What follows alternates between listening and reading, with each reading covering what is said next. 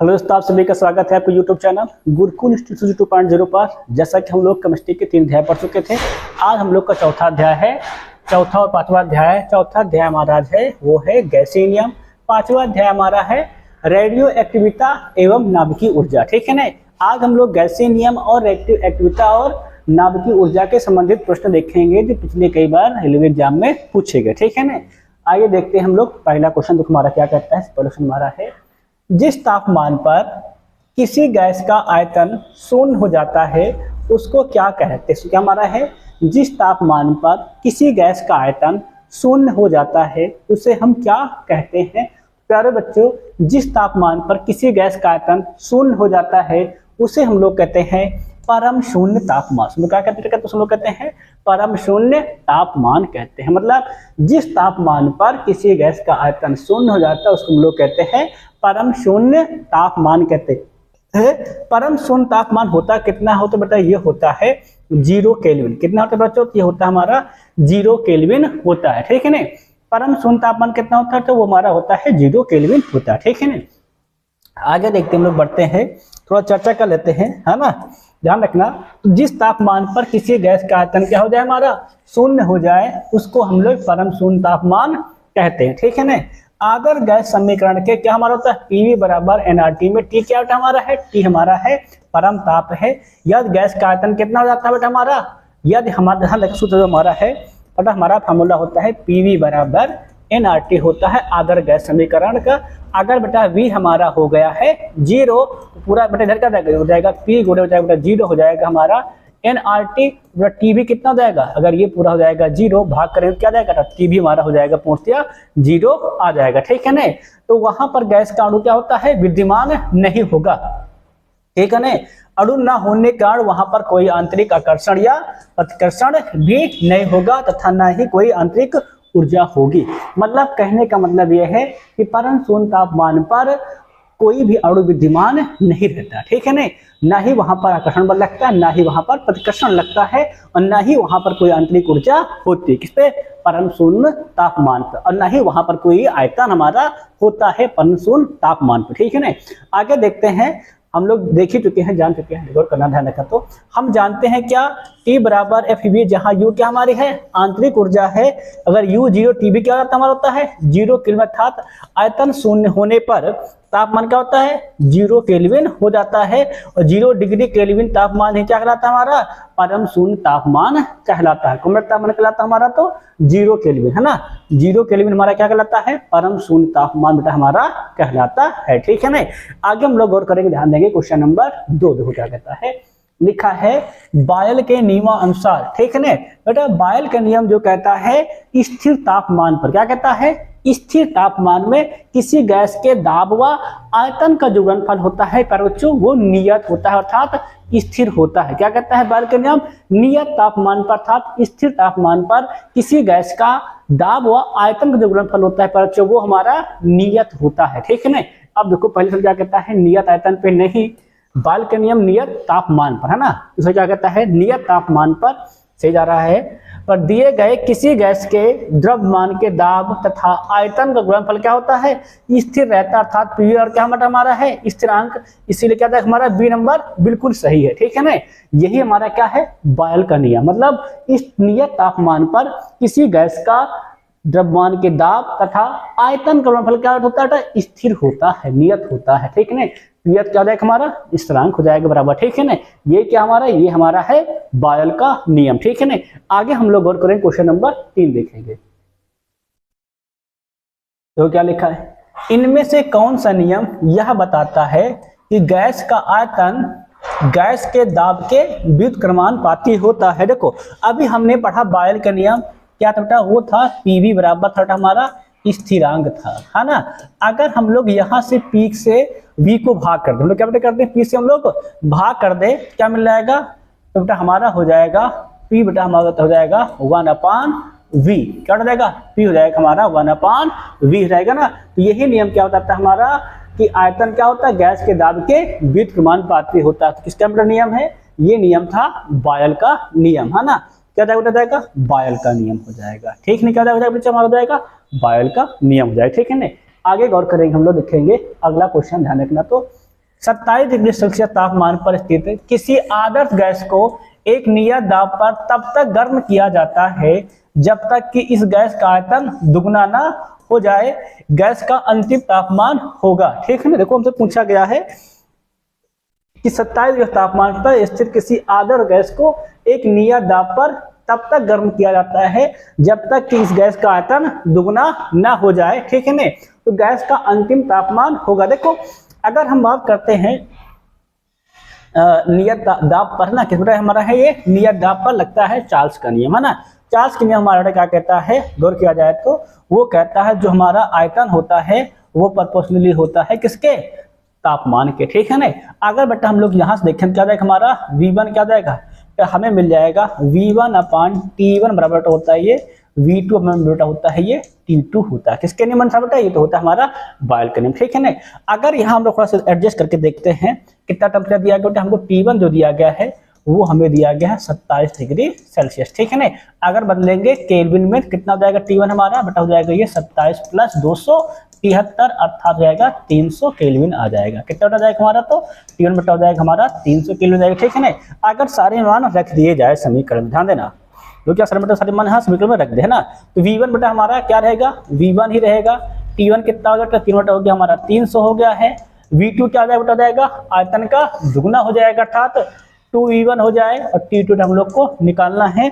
अगर तो हम लोग हल करते क्या जाएगा, V1 बेटा हो जाएगा V1 कैंसिल बेटा, इसका जाएगा क्रॉस मल्टीप्लाई, हमें क्या मिलेगा हम लोग को मिल जाएगा T2 बराबर 3 दूनी 600 बेटा, क्या मिल जाएगा हमें मिल जाएगा T2 बराबर 600 केल्विन, है ना। और दिया इसमें क्या आपका डिग्री सेल्सियस में ना, चेंज कर लेंगे बेटा केल्विन से बनाने के लिए हम लोग क्या करते हैं इसमें 273 माइनस कर देंगे, है ना। क्या बन जाएगा बेटा हमारा, ये हम लोग को मिल जाएगा बन जाएगा केल्विन, घटाओ 10 से 7 गए 3 बचा, 9 से 7 गए 2 बचा, कितना 5, 5 से 2 गए तो 3, है ना। कितना जाएगा क्या तो बेटा हो जाएगा हमारा ये 300 सॉरी 10 से 7 3 गए 7 आता है ना। क्या जाएगा हमारा 327 डिग्री सेल्सियस, कितना जाएगा जाएगा हमारा हो जाएगा 327 डिग्री हो जाएगा हमारा ऑप्शन नंबर बी क्या जाएगा बिल्कुल सही हो जाएगा। ठीक है ना, सूत्र क्या लगा देंगे हम लोग, चार्ल्स का नियम V1 का मान पाते T, V1/T1 बराबर V2/T2। ठीक है ना, वहां से क्या जाएगा V1 पता था, T1 पता है, और V2 क्या जाएगा 2V1 बराबर T2 सिंपली क्या कर देंगे क्रॉस मल्टीप्लाई करके हम लोग निकाल लेंगे। चेंज क्या करना है, पहले हम लोगों ने क्या किया था डिग्री सेल्सियस केल्विन में चेंज, बाद में क्या करेंगे केल्विन हम लोग डिग्री सेल्सियस में चेंज कर लेंगे, आंसर हमारा बिल्कुल आ जाएगा। ठीक है ना, आगे गौर करेंगे हम लोग, देखेंगे क्वेश्चन नंबर नेक्स्ट लिखा है, अब लाक्षणिक गैस समीकरण PV बराबर nRT किस गैस के लिए सही प्रकार से लागू होता है। हमारा है अब लाक्षणिक गैस समीकरण PV बराबर nR2 किस गैस समीकरण के लिए सही प्रकार से लागू होता है। तो जो PV बराबर हमारा nRT है ये सही रूप से लागू होता है आदर्श गैस समीकरण के लिए, इसलिए लागू होता है, तो ये लागू होता हमारा है आदर्श गैस समीकरण के लिए। ठीक है ना, अब लाक्षणिक गैस समीकरण PV बराबर जो nRT है ये किसके लिए बेटा लागू होता है, ये लागू होता है हमारा आदर्श गैस समीकरण के लिए लागू होता है। ठीक है ना, यही आदर्श गैस समीकरण क्या हमारा है PV बराबर nRT। ठीक है ना, अगला तो देखेंगे 27 डिग्री तापमान पर स्थित एक आदर्श गैस का स्थिर दाब पर तब तक गर्म किया जाता है जब तक कि इस गैस का आयतन क्या ना हो जाए, दुगना ना हो जाए। ठीक है ना, मतलब सवाल बेटा बिल्कुल वही अभी हम इसको लगाए थे, क्या थे T1 हमें दे रखा है 27 डिग्री सेल्सियस दे रखा है ना, T2 हम लोग को नहीं पता वो ज्ञात करना है, V1 बेटा जो हमारा है वो दिया ही नहीं गया। ठीक है ना, इतना कह रहा जो V2 बेटा है वो हमारा है 2V1 के बराबर। ठीक है ना, अगर हम यहाँ थोड़ा सॉल्व करते हैं V1 क्या चीज कर लेते हैं हम लोग, केल्विन कितना जाएगा 27 + 273 हो जाएगा हमारा ये 300 केल्विन क्या हो जाएगा बेटा हो जाएगा हमारा T1 हो जाएगा। सूत्र हमारा क्या था, सूत्र बेटा हमारा था V1/V2 बराबर सूत्र हमारा होता है T1/T2 होता है। ठीक है ना, इस सूत्र में लाकर हम लोग रख देंगे, तो रखो कितना जाएगा V1 बेटा हमें V1 ही रहेगा, V2 कितना कहा गया हमारा 2V1 हो जाए, T1 कितना दिया गया, T1 हम लोग को दिया गया है 300, T2 हम लोग को ज्ञात करना है ना। तो V1 से क्या जाएगा कैंसिल मारा जाएगा, गुणा करके क्या होगा 3 दूना 600 हो जाएगा, T2 कितना जाएगा बेटा T2 हो जाएगा हमारा 600 केल्विन, है ना। केल्विन में चेंज किया क्या जाएगा केल्विन, और क्या बनाना है डिग्री सेल्सियस क्या करेंगे बेटा केल्विन को हम लोग चेंज करेंगे डिग्री सेल्सियस में, इसलिए क्या करेंगे 233 हम लोग कर देंगे, माइनस कितना आ जाएगा तो 10 से 3 गए 7, 9 से 7 गए तो 2, 5 से 3 गए तो 2 गए तो 3, कितना जाएगा तो हो जाएगा हमारा ये 327 डिग्री सेल्सियस। कहाँ लिखा और करेंगे तो ये हो जाएगा हमारा ऑप्शन नंबर सी बिल्कुल सही हो जाएगा। ठीक है ना, क्लियर ना, क्लियर है। आगे क्वेश्चन देखेंगे हम लोग, नेक्स्ट देखेंगे निम्न में कौन सा नियम गैस संबंधित नहीं है? क्या गैस के बारे में 3 नियम थे, बॉयल का नियम, चार्ल्स का नियम, अवोगाड्रो नियम, है ना। कौन सा नियम बेटा नहीं हमारा? तो ये हमारा हो जाएगा जूल का नियम, हमारा गैस का नियम नहीं, ठीक है नहीं। बाकी बेटा जो 3 नियम थे, किसका नियम? बॉयल का नियम, अवोगाड्रो लॉ, चार्ल्स नियम। ये किसके बेटा नियम है? ये हमारे जो नियम है ये हमारे हैं गैस संबंधी नियम, परंतु जो जूल का नियम जो है ये हमारा गैस संबंधी नियम नहीं है, धारा के संबंधित हमारा नियम है, ठीक है ना। आगे और करेंगे, निम्न में से कौन सा विसरित नहीं होगा? बेटा विसरित मतलब होता है फैलना, और फैलती कौन है? गैसें फैलती है, ठीक है ना। ध्यान रखना, अगरबत्ती का धुआं हाँ फैलता है, इत्र की वाष्प हाँ फैलता है, धुआं भी हमारा फैलता है, मेथी पाउडर बेटा हमारा एक सॉलिड होता है, और ये क्या होता है? ये हमारा नहीं फैलता है, ठीक है ना। तो कौन विसरित नहीं होगा इनमें से? अगरबत्ती का धुआं होगा, इत्र की वाष्प होगा, धुआं होगा, मेथी पाउडर हमारा सॉलिड है, ये क्या हमारा विसरित नहीं होगा, ठीक है ना। आगे गौर करेंगे, हम लोग गौर करेंगे, विसरण के बारे में निम्नलिखित में से क्या सही नहीं है? क्वेश्चन हमारा क्या है? विसरण के बारे में निम्नलिखित में से क्या सही नहीं है? तो विसरण बेटा ग्राहम का विसरण का जो नियम कहता है वो कहता है विसरण बेटा जो दर होती है वो उसके द्रव्यमान के वर्गमूल के अनुपाती होती है, ठीक है ना। तो गैस के विसरण का जो दर है वो उनके आयतन पर निर्भर करता है? नहीं बेटा, ये उनके आयतन पर निर्भर नहीं करता है ना। गैस का जो विसरण दर बेटा वो आयतन पर निर्भर नहीं करता है, वो उनके मास पर निर्भर करता है, ठीक है ना। आयतन पर निर्भर कैसे करता है? मास पर निर्भर करता है। और कण उत्सांदर से निस्सांदर क्या गत करते हैं? बिल्कुल सही, गैस दर वो द्रव गैस में अधिक तुलना बाकी सही, ठीक है ना। कौन बेटा हमारा पहला ही लफ्ज क्या है? गैस की विसरण दर उनके आयतन पर निर्भर करते हैं? नहीं करती है, इसीलिए क्या जाएगा बेटा हमारा पूछा है कौन सही नहीं, क्या जाएगा हमारा पहला हो जाएगा बेटा हमारा बिल्कुल सही नहीं हो जाएगा, ठीक है ना। आगे गौर करेंगे, देखेंगे क्वेश्चन नंबर हम लोग नेक्स्ट, गैस कौन सा अगर उन्हें सुहाय बनाता है, मतलब सुहाय बनाता है, तो गौर कंपेयर करेंगे तो गैस बेटा कौन सा उन्हें सुहाय बनाता है? बेटा वो बनाता है संपीड़िता। क्या बनाता है बेटा वो बनाता है उन्हें संपीड़िता बनाता, मतलब उनको दबाया जा सकता है, ठीक है ना। इसलिए क्या कहते हैं? संपीड़िता क्या होता है? उन्हें सुहाय बनाता है, ठीक है ना। आगे गौर किया जाएगा तो डाल्टन का आंशिक दाब का नियम निम्नलिखित में से किस समीकरण पर लागू नहीं होता है? डाल्टन का आंशिक दाब का नियम कहता है अगर किसी पात्र में कई प्रकार की गैसें हमारी उपस्थित हैं, ठीक है ना, और वो आपस में क्रिया नहीं कर रही हैं, तो सब पर लगा गया दाब उनके कुल दाब के उनके सब पर लगाए गए दाब का जो क्या होगा? कुल दाब के बराबर होगा। ये क्या कहता है हमारा डाल्टन का आंशिक दाब का नियम। आप देखेंगे इसमें किसका बेटा, ये इसमें अपक्रिया हो जाएगी, इसमें अपक्रिया हो जाएगी, इसमें हो जाएगी बेटा CO+H2 में अपक्रिया नहीं होगी। ये क्या रहेंगे? साइंस हमारे अलग रहेंगे, तो इनकी प्रत्येक पे लगाया गया दाब का योग क्या हो जाएगा? उस पर लगाए गए कुल दाब के बराबर हमारा हो जाएगा। ये क्या कहते हैं? डाल्टन का नियम कहता है, ठीक है ना। अगला क्वेश्चन देखेंगे हम लोग नेक्स्ट, गैस की मात्रा व्युत्क्रमानुपाती होती है। बेटा अभी हम लोगों ने पढ़ा था बॉयल का नियम, PV क्या होता है? प्रोपोर्शनल टू 1/V, है ना। तो गैस की मात्रा किसकी व्युत्क्रमानुपाती बेटा होती है? तो वो होती है हमारी दाब की बेटा होती है, बेटा हमारी होती है वो दाब के होती है, ठीक है ना। आगे गौर करेंगे, एक आइडियल गैस का 4 ग्राम 54.6 केल्विन एवं 2 एटॉमिक है ना फास्फेट दबाव पर 5.6 मिली क्यूब का परिमाण वॉल्यूम प्राप्त करता है, इसका आणविक भार क्या होगा? देखो बेटा हम लोगों ने जो गैस का समीकरण पढ़ रखा है, क्या पढ़ रखा है? वो पढ़ा था PV बराबर nRT, ठीक है ना। जहां बेटा हमारा n क्या होता है बेटा? ये होता है W/m के बराबर, ठीक है ना। m क्या होता है? ये हमारा होता है पदार्थ का आणविक भार। अगर बेटा हम लोग m का मान निकाल तो क्या कर देंगे? क्रॉस मल्टीप्लाई क्या मिलेगा बेटा? हमें मिल जाएगा m बराबर WRT/ बेटा मिल जाएगा PV हो जाएगा, ठीक है ना। और हाँ W दिया गया है, वो दिया गया है 4 ग्राम। कितना बेटा दिया गया है? इसका मान दिया गया बेटा, इसका मान दिया गया है 4 ग्राम रख देंगे। और बेटा हमारा नितांक होता है, इसका मान होता है 0.82 होता है। टेम्परेचर बेटा हमें दिया गया है बेटा, वो दिया गया है 54.6 केल्विन, ठीक है ना। बटे कर लेंगे बेटा, PV दिया गया है, प्रेशर दिया गया है 2 एटमॉस्फेरिक प्रेशर दिया गया है ना। V बेटा दिया गया हमें 5.6 दिया गया, ठीक है ना। बेटा इसको हम लोग सॉल्व करेंगे, ठीक है ना। कितना आता है और क्या? तो अगर हम लोग उसको सॉल्व करते हैं, है ना, तो जाएगा दशमलव रेट हमारा जाएगा कैंसिल हो जाएगा, और काट देते हैं थोड़ा से। पहले 4 से गुणा कर देते हैं, 2 × 9 2, 2 दूनी 4, 2 × 9 2, 2 28 हम 56, है ना, 28 आ जाएगा। अब तो हम लोग और काटते हैं, 4 से कट जाएगा, क्या देखते हैं तो 4 × 9 4 नहीं 2 से काट दो, है ना, भी 4 से नहीं कटेगा, 2 से काट दो, 2 14 हम, है ना। ये कितना अपडेट हो जाएगा? हमारा 0.41 हो जाएगा। अब तो कटेगा नहीं, मल्टीप्लाई कर देते हैं ना हम लोग, तो मल्टीप्लाई करना होता है हम लोगों को 41 गुणे 546, ठीक है ना। अगर हम लोग कर लेते हैं बेटा 41 गुणे 546 और काट दो, 2 7 14, 2 दूनी 4 है ना, 2 7 14, 2 ताई 6। अब गुणा करो बेटा, 41 अगर हम गुणा करते हैं 3 में बेटा होता है हमारा 41 ताई, तो गुणा कर लेते हैं हम लोग, 41 ताई हो जाएगा हमारा 4 से 123, 123 के 3 बट हो जाएगा, हासिल हो जाएंगे हमारे 12।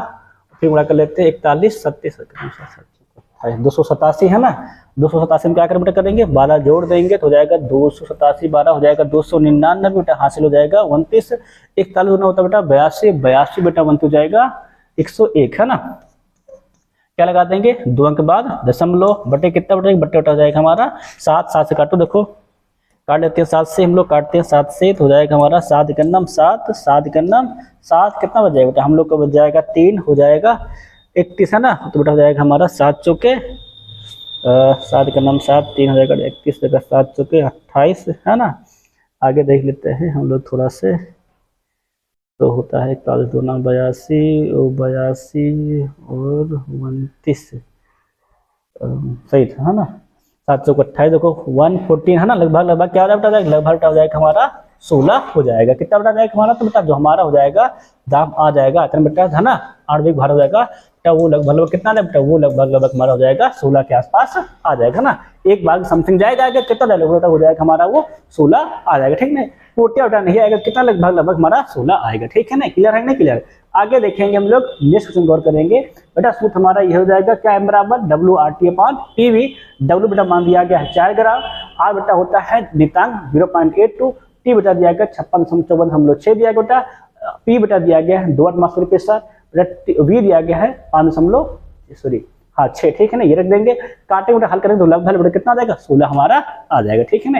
आगे हम लोग गौर करेंगे, ध्यान देंगे। क्वेश्चन, किस नियम के अनुसार स्थिर तापमान पर गैस का आयतन दाब के व्युत्क्रमानुपाती होता है ना। क्या लिखा है, किस नियम के अनुसार स्थिर तापमान, बेटा स्थिर तापमान पर लागू होता है बॉयल का नियम। क्या बेटा जाएगा, बेटा हो जाएगा वो बॉयल के नियम के अनुसार है ना। क्या बेटा जाएगा हमारा पहला बिल्कुल सही हो जाएगा, ठीक है ना। आगे देखेंगे, निम्नलिखित में से कौन सा एक रेडियो एक्टिव तत्व नहीं है, ठीक है ना। क्या हमारा निम्नलिखित में से कौन सा एक रेडियो एक्टिव तत्व नहीं है। प्यारे बच्चों, जो रेडियो एक्टिव तत्व होते हैं वो हमारा है प्लूटोनियम है, यूरेनियम है, थोरियम है। तो कौन सा बच्चों नहीं है, तो वो हमारा नहीं है टाइटेनियम। क्या बच्चों हमारा टाइटेनियम जो हमारा है ये रेडियो एक्टिव तत्व हमारा नहीं है ना। 22 नंबर का परमाणु क्रमांक है ना। क्या हमारा ये हमारा रेडियो एक्टिव तत्व नहीं, ध्यान रखना। टाइटेनियम एक क्या हमारी है लोहे जैसी धातु है। इसका अपचन कितना होता है 3.49 से 3.59। द्रव्यमान कितना होता है तो 2000 डिग्री सेल्सियस होता है। इसे क्या कहते हैं बेटा, धातु से लो हो और अलोह हो धातु के शोधन में काम आता है, ठीक है ना।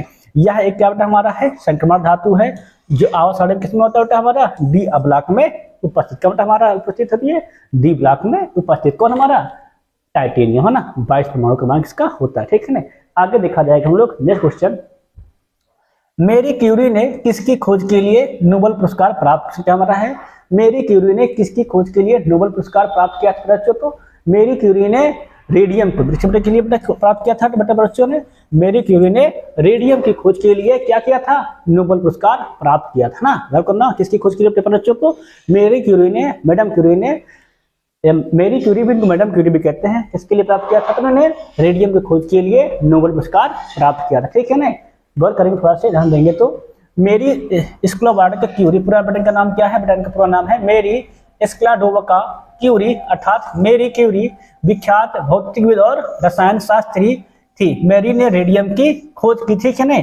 विज्ञान की 2 शाखाओं भौतिकी एवं रसायन दोनों विज्ञान में नोबेल पुरस्कार पाने वाली बेटा क्या थी ये पहली वैज्ञानिक। ध्यान रखना बेटा, तो भौतिक और रसायन दोनों में नोबेल पुरस्कार प्राप्त करने वाली ये पहली वैज्ञानिक थी। कौन हमारी मेरी क्यूरी, जो कि एक लेडीज थी, ठीक ध्यान रखना, ठीक है ना। आगे देखेंगे हम लोग नेक्स्ट क्वेश्चन। रेडियो सक्रियता है ना, रेडियो एक्टिविटी का आविष्कार किसने किया था बेटा। रेडियो सक्रियता का जो आविष्कार किया था वो खोज की थी हेनरी बैक्यूरेल ने। बेटा खोज की थी बेटा, तो रेडियो सक्रियता की खोज की थी हेनरी बैक्यूरेल ने खोज की थी, ठीक है ना। रखना आगे गौर कर लेंगे तो देख लेंगे रेडियो एक्टिव पदार्थ होते क्या है, गौर करना। तो कुछ विशेष तत्व जो उनके योग्य से कुछ बेटा क्या आदर्श किरणें स्वतः ही निकलती रहती है, इन किरणों क्या कहते हैं हम लोग, रेडियो एक्टिव किरणें कहते हैं, इनको हम लोग बैकुलर किरणें कहते हैं। किसी पदार्थ से स्वतः ही किरणें उत्सर्जित होने के घटक हम लोग क्या कहते हैं, इसको हम लोग कहते हैं रेडियो एक्टिविटा कहते हैं, ठीक है ना। इसकी खोज सर्वप्रथम किसने की थी, तो फ्रांसीसी वैज्ञानिक हेनरी बैकुलर ने बेटा की थी, ठीक है ना। प्रमुख रेडियो एक्टिव तत्व जो हमारे हैं उसमें आता है यूरेनियम, थोरियम, प्लोनियम, प्लूटोनियम आदि, ठीक है ना।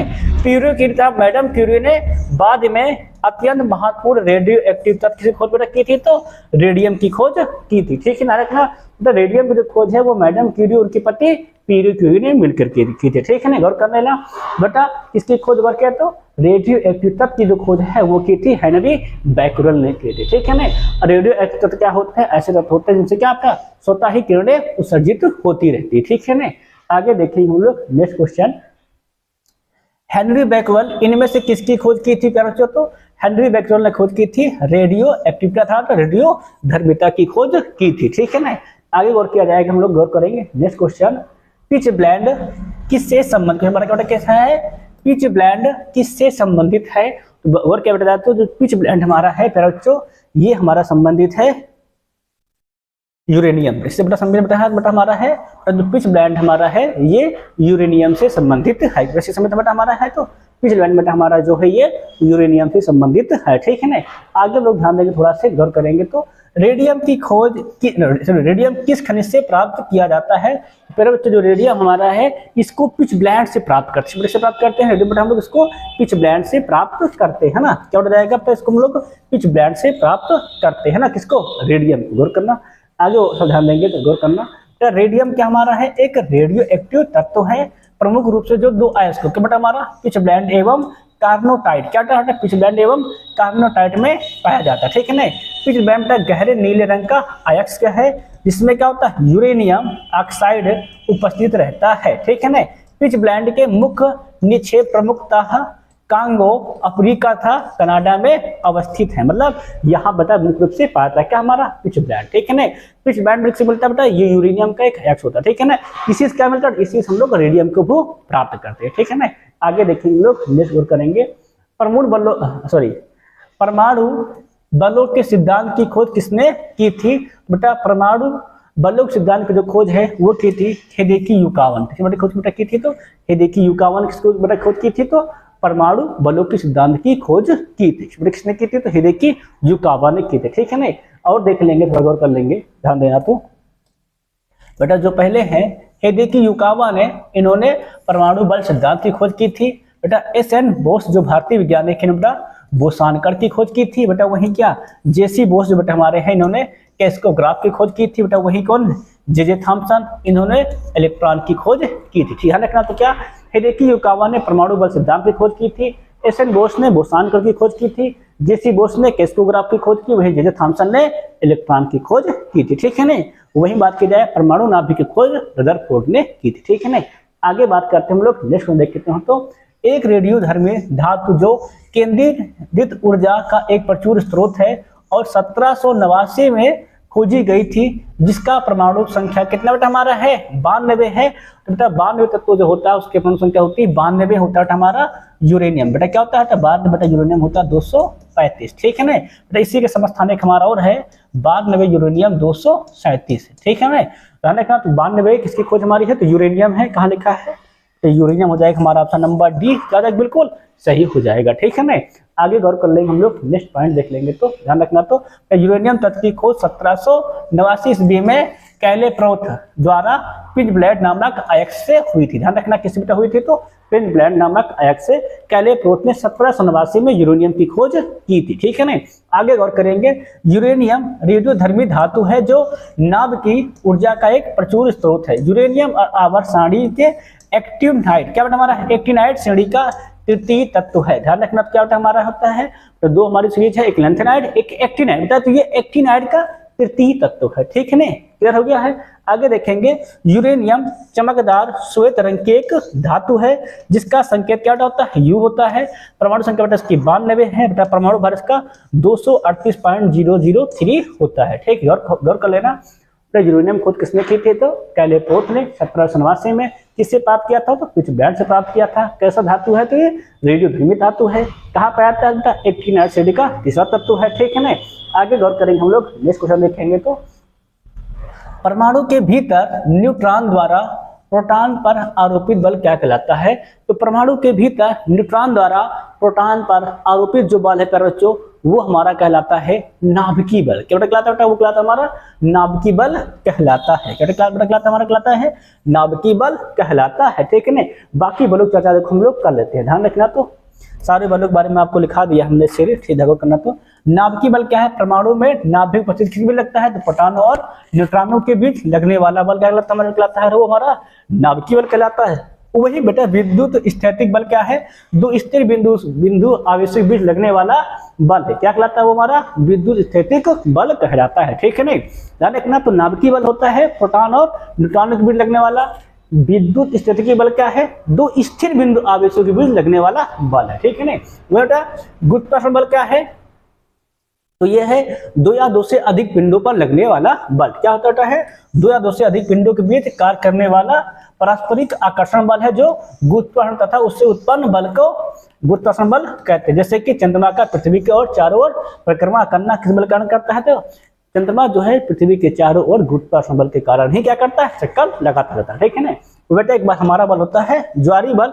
तो ज्वारीय बल वह बल होता है जिससे क्या होता है? एक वस्तु अपने क्या होता है? गुरुत्वाकर्षण से दूसरी वस्तु पर स्थित अलग अलग स्थानों पर अलग अलग स्तर से लगाती। जैसे कि पृथ्वी पर समुद्र में ज्वार भाटा क्या चंद्रमा के गुरुत्वाकर्षण प्रभाव के कारण आता, मतलब अलग अलग स्थान पर गुरुत्वाकर्षण बल का अलग अलग लगना, ये क्या कहलाता है? हमारा ज्वारीय बल कहलाता है। क्लियर है ना? क्लियर है। आगे और करेंगे हम लोग, देखेंगे नेक्स्ट क्वेश्चन। परमाणुओं से प्राप्त ऊर्जा को क्या कहते हैं? बेटा परमाणुओं से प्राप्त ऊर्जा को हम लोग कहते हैं नाभिकीय ऊर्जा। क्योंकि बेटा परमाणुओं से जो ऊर्जा प्राप्त होती है वो नाभिकीय विखंडन या नाभिकीय संलयन के द्वारा प्राप्त होती है। क्या कहलाती है? वो हमारी नाभिकीय ऊर्जा हमारी कहलाती है, ठीक है ना। आगे गौर करेंगे हम लोग, देखेंगे क्वेश्चन। निम्नलिखित में से किसका प्रयोग नाभिकीय रिएक्टर में विखंडनीय ईंधन के रूप में किया जाता है? बेटा नाभिकीय रिएक्टर में विखंडनीय ईंधन के रूप में हम लोग प्रयोग करते हैं 92 यूरेनियम 235 का प्रयोग करते हैं। हम लोग वहां प्रयोग करते हैं 92 यूरेनियम 235 का प्रयोग करते हैं। कहाँ से क्रिएट करते हैं? तो विखंडनीय ईंधन के रूप में हम लोग परमाणु भट्टी में करते हैं। क्या प्रयोग करते हैं? हम लोग करते हैं तो 92 यूरेनियम 235 का प्रयोग करते हैं, ठीक है ना। अगला क्वेश्चन देखिए हम लोग, नेक्स्ट गौर करेंगे। तो नाभिकीय रिएक्टर में विखंडनीय ईंधन के रूप में 92 यूरेनियम 235 का प्रयोग किया जाता है, ठीक है ना। भारत में नाभिकीय रिएक्टर की कुल संख्या जो कितनी बेटा हमारी है? वो 23 है, जिनकी क्षमता कितनी है? 7,480 मेगावाट बिजली का उत्पादन करना, ठीक है ना। आगे गौर करेंगे तो इनमें से किसका उपयोग कैंसर के उपचार में किया जाता है? ठीक है ना, पूछा गया है इनमें से किसका उपयोग कैंसर के उपचार में किया जाता है। बेटा कैंसर के उपचार के लिए हम लोग यूज करते हैं कोबाल्ट के समस्थानिक, यूज करते हैं कोबाल्ट के समस्थानिक अर्थात कोबाल्ट 60 का प्रयोग करते हैं। हम लोग वर्ष में कोबाल्ट के समस्थानिक कोबाल्ट 60 का प्रयोग करते हैं, किसके लिए? कैंसर के उपचार के लिए प्रयोग करते हैं, ठीक है ना। आगे गौर करेंगे हम लोग, ध्यान देंगे, थोड़ा से ध्यान देख लो, गौर कर लो। तो कोबाल्ट 60 का प्रयोग करते हैं किसके लिए? कैंसर के उपचार के लिए हम लोग करते हैं। किसके लिए? ल्यूकेमिया अर्थात कैंसर के उपचार के लिए कोबाल्ट 60 का प्रयोग करते हैं। यह कोबाल्ट मानव निर्मित क्या हमारा है? कोबाल्ट का एक कृत्रिम समस्थानिक क्या हमारा है? मानव निर्मित, क्या कहते हैं इसको हम लोग? कृत्रिम समस्थानिक कहते हैं, ठीक है ना। इसमें रेडियो एक्टिव गुण पाए जाते हैं। रक्त कैंसर WBC श्वेत रक्तकणिकाओं की संख्या में असामान्य वृद्धि होने से होता है, हम लोग क्या कहते हैं? ल्यूकेमिया कहा जाता है, ठीक है, कहता है ल्यूकेमिया कहता है। तो रक्त कैंसर कब होता है? जब रक्त में क्या होती है? WBC संख्या हमारी बढ़ जाती है, हम लोग क्या कहते हैं? तो उसको हम लोग ल्यूकेमिया अर्थात रक्त कैंसर कहते हैं, ठीक है, रखना। तो कोबाल्ट 60 का गामा किरणें का उत्सर्जन करता है, यही कारण है कि इसका उपयोग क्या करते हैं हम लोग? रक्त कैंसर रोग में उपचार में किया जाता है, ठीक है ना। कोबाल्ट 60 क्या उत्पन्न करता है? तो गामा किरण उत्पन्न करता है, इसका प्रयोग हम क्या करते हैं? रक्त कैंसर में यूज करते हैं, ठीक है ना, ल्यूकेमिया में इसका प्रयोग करते हैं। आगे देखेंगे तो मेटास्टैटिक अस्थि कैंसर के उपचार के लिए किस रेडियो आइसोटोप का उपयोग किया जाता है? क्या हमारा है? मेटास्टैटिक अस्थि कैंसर के लिए किस रेडियो आइसोटोप का प्रयोग किया जाता है? तो गौर करना, तो इसी बेटा हम लोग प्रयोग करते हैं स्ट्रोटियम 89। क्या बेटा प्रयोग करते हैं? प्रयोग करते हैं स्ट्रोटियम 89 बेटा प्रयोग किया जाता है किसके लिए, तो मेटास्टैटिक अस्थि कैंसर में उपचार के लिए प्रयोग करते हैं। किसका प्रयोग करते हैं बेटा, तो रेडियो आइसोटोप स्ट्रोटियम 89 का प्रयोग करते हैं हम लोग इसके लिए मेटास्टैटिक अस्थि कैंसर के उपचार के लिए इसका प्रयोग हम लोग करते हैं, ठीक है ना। आगे और करेंगे हम लोग, नेक्स्ट देखेंगे तो ध्यान रखना, तो बेटा स्ट्रोटियम 89 बेटा इसका प्रयोग करते हैं हम लोग मेटास्टैटिक अस्थि कैंसर में। आयोडीन बेटा जो हमारा होता है 131 बेटा इसका यूज करते हैं हम लोग थायराइड कैंसर में, ठीक है ना। वही बेटा जो हमारा है कोबाल्ट 60 बेटा यूज करते हैं हम लोग रक्त कैंसर के उपचार में इसको हम प्रयोग करते हैं, ठीक। ध्यान रखना, तो स्ट्रोटियम बेटा होता है हमारा यूज करते हैं हम लोग मेटास्टैटिक अस्थि कैंसर में। आयोडीन बेटा होता है 130 बेटा यूज करते हैं हम लोग थायराइड कैंसर में। कोबाल्ट 60 होता है इसको करते हैं हम लोग रक्त कैंसर के उपचार में इसका प्रयोग करते हैं, ठीक है ना। आगे हम लोग और करें, ध्यान देंगे क्वेश्चन, तो परमाणु हथियार में उपयोग किए जाने वाले सबसे समान समस्थानिक है, क्या हमारा है परमाणु हथियार में उपयोग किए जाने वाले सबसे समान समस्थानिक है बेटा। परमाणु हथियार में हम यूज करते हैं बेटा, यूज करते हैं यूरेनियम और पोलोनियम बेटा, क्या यूज करते हैं वहां पर यूरेनियम और पोलोनियम बेटा सर्वाधिक मात्रा में यूज किया जाता है, ठीक है ना। कहाँ लिखा है डायट्रियम प्लूटोनियम नहीं, यूरेनियम लिथियम नहीं, डायट्रियम लिथियम नहीं, यूरेनियम और प्लूटोनियम, क्या होता है हमारा होता है यूरेनियम और प्लूटोनियम है ना, प्लूटोनियम है ना, इसे यूज करते हैं बेटा हम लोग, इसे बेटा हम लोग यूज करते हैं कहाँ, तो परमाणु हथियार के समान समस्थानिक के रूप में यूज करते हैं। किसको यूज करते हैं बेटा, तो यूरेनियम और प्लूटोनियम का यूज करते हैं, ठीक है ना। आगे गौर करेंगे हम लोग, देखेंगे बेटा आज जो हमारे क्वेश्चन थे किसके छोटे क्वेश्चन थे हमारे, तो रेडियो एक्टिविटी एवं नाभिकीय बेटा ऊर्जा के सारे क्वेश्चन बेटा क्या होते हैं हमारे होते हैं पर समाप्त होते हैं, ठीक है ना। कल हम लोग क्या करें बेटा, हम लोग कल अगला चैप्टर अध्ययन करेंगे, फिर इसके बारे में जानेंगे, ठीक है ना। और जितने क्वेश्चन हमने करा दिए बेटा ये बहुत इंपॉर्टेंट क्वेश्चन है, इनको जरूर लगाएं, इनको 1 से 2 बार जरूर देखें, से क्या बताओ आपको आसानी से याद हो, ठीक। इसीलिए हम आप क्वेश्चन बहुत तेजी से कराते हैं, ठीक है ना, जैसे कि आपका अधिक टाइम जाया ना जाए, ठीक है ना। कल हम फिर लेकर हाजिर होंगे अगली क्लास, तब तक सभी से जय हिंद जय भारत।